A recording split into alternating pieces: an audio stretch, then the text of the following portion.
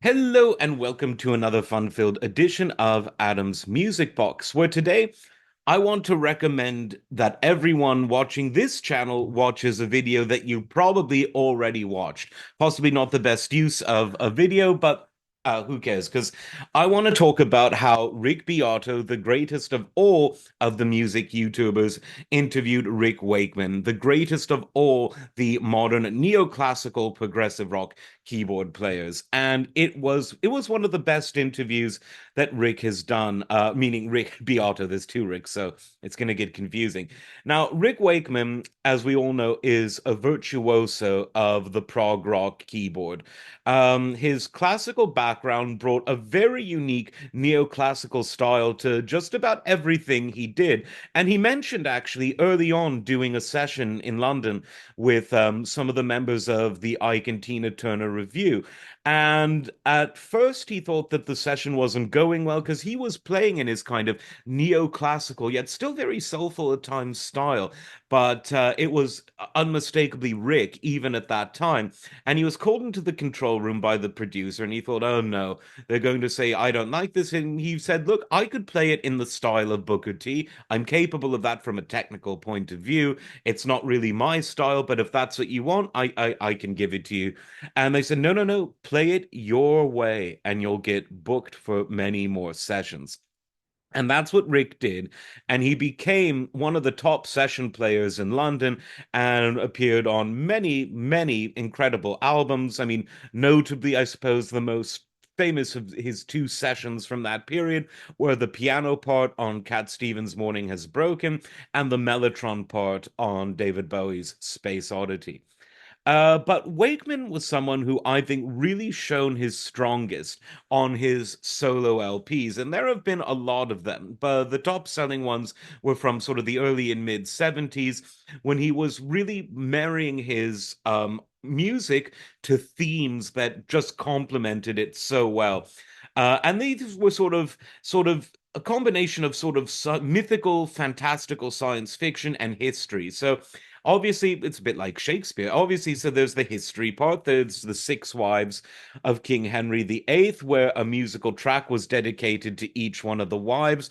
And this, this in many ways, is the most listenable prog rock album of that era for people who aren't yet ready to take on the more daunting stuff. The music, while very sort of ambidextrous on the keyboards and very, you've got your polyrhythms, you've got your odd time signatures, but there's something about it that's very approachable. There's something about it that's very listenable because Rick's neoclassical touch is very warming, it's very inviting, and it's a kind of virtuosity that sort of in the harkens back to the age of Liszt, where something could be demanding to play but still delightful to listen to. It's not like listening to some sort of I don't know, some second Viennese school piece where you almost need to be the composer himself in order to fully appreciate the intricacies of what's going on. So I would definitely recommend that album. If you're into something that's very showy, a story throughout the whole composition, you've got to check out his follow-up album to that, Journey to the Center of the Earth, based on Jules Verne's book. And this one, unlike the first album, had lyrics, so it really does narrate the story, and it's really good fun. And then after that, we go back to time before, well before King Henry VIII, and this was the myths and legends of King Arthur and the Round Table. One of his most cohesive albums ever. Highly, highly recommended. Later in the 70s, this is somewhat out of print, I think. It might be back in print, but the soundtrack to Listomania, which is one part Franz Liszt, one part Rick Wakeman, one part Roger Daltrey. Very, very cool if you can get your hands on that. Rick Wakeman's Criminal Record and No Earthly Connection were also very good. The album Rhapsodies from 1979, very, very beautiful. I mean, all of Rick's stuff just really, really interesting. And beginning in around the 90s and into the 2000s, he began exploring a lot of Christian music, what I would call sort of neoclassical gospel. So, not gospel the way we would think of the term, but gospel in the sense that it was music for evangelism, if you will. And some of the hymns that he has are just absolutely beautiful on some of those records.